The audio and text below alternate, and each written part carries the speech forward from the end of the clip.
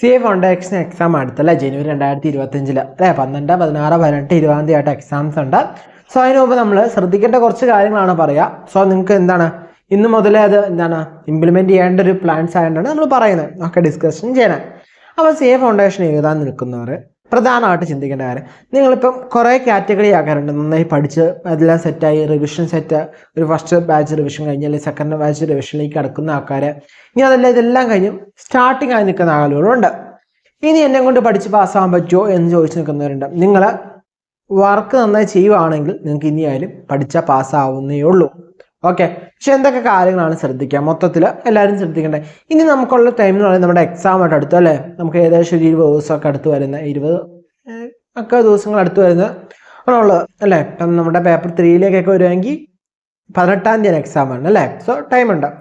അപ്പം അങ്ങനെ വരുമ്പം നിങ്ങൾ ഏകദേശം ഒരു 10 മുതൽ 12 മണിക്കൂർ ദിവസവും പഠിക്കുകയാണെങ്കിൽ നിങ്ങൾക്ക് സുഖമായിട്ട് നിങ്ങൾക്ക് CA ഫൗണ്ടേഷൻ സിലബസ് കവർ ചെയ്തെടുക്കാൻ പറ്റും. ഓക്കെ, ഫസ്റ്റ് പോയിന്റ് അതാണ്. എന്ന് വെച്ചാൽ 10 മുതൽ 12 മണിക്കൂറെങ്കിലും മിനിമം എന്ത് ചെയ്യുക അപ്പോൾ പഠിക്കുക കേട്ടോ. സോ ഇനി പഠിക്കാൻ തുടങ്ങുന്നവരൊക്കെ നിർബന്ധമായിട്ടും ഒരു 14 hours 12 hours നിർബന്ധമായിട്ട് പഠിച്ച് മുന്നോട്ട് പോകുക കേട്ടോ. അതുപോലെ തന്നെ സെക്കൻഡ് പോയിന്റ് എന്ന് പറയുന്നത്, നമുക്കറിയാം നമ്മൾ പഠിച്ചു തുടങ്ങുന്നുള്ളൂ, അല്ലെങ്കിൽ ഇനി എന്താണ് ഇനിയൊരു ടൈമിൽ പറഞ്ഞാൽ കുറച്ച് സമയമേ.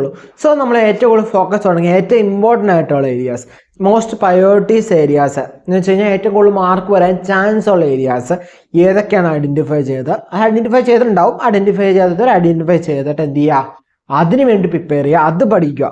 സോ ഇനി മൊത്തത്തിൽ ഫുൾ സബ്ജക്റ്റ് കവർ ചെയ്യാൻ നിൽക്കാതെ ഇനിയുള്ള ടൈം മാക്സിമം യൂട്ടിലൈസ് ആയിട്ട് യൂസ് ചെയ്ത് സ്മാർട്ട് സ്റ്റഡി ഇവിടെ യൂസ് ചെയ്യാം. ഓക്കെ, ഇവിടെ വർക്ക് ഹാർഡാണ്, പക്ഷേ സ്മാർട്ട് സ്റ്റഡിക്ക് ഒപ്പം ആയിരിക്കണം എന്താ, സ്മാർട്ട് സ്റ്റഡി പ്ലാനിനൊപ്പം വർക്ക് ഹാർഡും കൂടി ചെയ്ത് നമുക്ക് നല്ല രീതിയിലുള്ള റിസൾട്ട് നമുക്ക് എത്തിക്കാൻ പറ്റും CA ഫൗണ്ടേഷനിലേക്ക് കേട്ടോ. മൂന്നാമത്തെ എന്ന് പറയുന്നത് നമ്മുടെ പ്രീവിയസ് ഇയർ ക്വസ്റ്റ്യൻ പേപ്പേഴ്സ് ഒക്കെ ഉണ്ടല്ലോ, അതൊക്കെ നമ്മൾ വർക്കൗട്ട് ചെയ്യുക.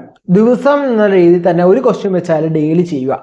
സോ മിനിമം നിങ്ങൾ 20 ക്വസ്റ്റ്യൻ എത്തൂലേ ഓരോ സബ്ജക്റ്റിനും ആകുമ്പോഴോ, ഏകദേശം നമുക്കൊരു 80 ചോദ്യത്തിനടുത്ത് എത്തിക്കാൻ പറ്റുമല്ലോ. So previous year question paper repeat ആയിട്ട് ചെയ്യുക. ഓക്കെ, അടുത്ത പോയിന്റ് എന്ന് പറയുന്നത് നമ്മുടെ മോക്കായിട്ട് നമ്മൾ എന്ത് ചെയ്യുക, MCQs ചെയ്യുക, പ്രാക്ടീസ് ചെയ്യുക. MCQs എവിടെ നിന്നൊക്കെ കിട്ടുക, നമ്മൾ ഡെയിലി ഇത്ര ക്വസ്റ്റ്യൻസ് വീതം എന്ന രീതിയിൽ നിങ്ങൾക്ക് എന്ത് ചെയ്യുക, കവർ ചെയ്ത് പോവുക. സോ നിങ്ങൾ ഡെയിലി ഇത് പ്രാക്ടീസ് ചെയ്യുമ്പോൾ നിങ്ങൾക്ക് എന്ത് സംഭവിക്കും, MCQ സുഖമായിട്ട് നമുക്ക് പാസ് ചെയ്യാൻ പറ്റും. ഓക്കെ, അതുപോലെ തന്നെ നമ്മൾ പറഞ്ഞു 10 to 12 മണിക്കൂർ പഠിക്കുന്നത്. അപ്പോൾ എത്ര മണിക്കൂർ ഇടയ്ക്കാണ് എനിക്ക് ബ്രേക്ക് വേണ്ടത് എന്നൊക്കെ ചോദിക്കാറുണ്ട് അല്ലേ. 2 മണിക്കൂർ ഇരുന്ന് പഠിക്കുക, 15 മിനിറ്റ് ബ്രേക്ക് വെച്ചെടുക്കുക. സോ ആ ഒരു പാറ്റേണെ പോകാൻ നിങ്ങൾക്ക് സുഖമായിട്ട് എന്ത് ചെയ്യാം, ഒരു ലേസായിട്ട് കൂളായിട്ട് ഇരുന്ന് പഠിക്കാൻ സാധിക്കും കേട്ടോ. അതുപോലെ തന്നെ last and the most important ടിപ്പാണ് നമ്മൾ മൾട്ടിപ്പിൾ റിവൈസ് ചെയ്യുക. പഠിച്ച കാര്യം ഒരു തവണ പഠിക്കുമ്പോൾ നമുക്ക് തോന്നും ഇതൊക്കെ അറിയാം, കുറച്ചൊക്കെ അറിയാം എന്ന് വിചാരിക്കും. ഒന്നുകൂടെ പഠിക്കുമ്പോൾ കുറച്ചുകൂടി നമുക്ക് ബ്രെയിൻ ഓക്കെ ആക്കി തരും. ഓക്കെ മൂന്നാമത്തെ തവണ ഒന്നുകൂടെ റിവൈസ് ചെയ്യുമ്പോൾ നമുക്ക് കുറച്ചുകൂടി ബ്രെയിൻ തെളിച്ച് തരും. പിന്നെ നമുക്ക് പയ്യെ റിവിഷൻ ചെയ്യുമ്പോൾ നമുക്ക് പേജ് എന്ത് ചെയ്താൽ മതി, പയ്യെ മറിച്ച് പോയാൽ മതി. സോ നമുക്ക് ഐഡിയാസ് കിട്ടിക്കൊണ്ടിരിക്കും, ഈ ചാപ്റ്റേഴ്സ് എന്താണ് എന്നുള്ള കാര്യങ്ങൾ നമുക്ക് ഒരു ഓർമ്മയിൽ നിൽക്കും. So multiple revision. സോ ഈ പോയിന്റ്സുകളെല്ലാം ഇമ്പോർട്ടൻ്റ് ആയിട്ട് പരീക്ഷയ്ക്ക് മുമ്പ് ചെയ്യേണ്ട കാര്യങ്ങളാണ്. സോ അത് മാക്സിമം ഫോളോ അപ്പ് ചെയ്യുക കേട്ടോ, CA ഫൗണ്ടേഷന് പ്രിപ്പയർ ചെയ്യുന്നവർക്ക്. സോ എല്ലാവരും നന്നായി പ്രിപ്പയർ ചെയ്യുക കേട്ടോ.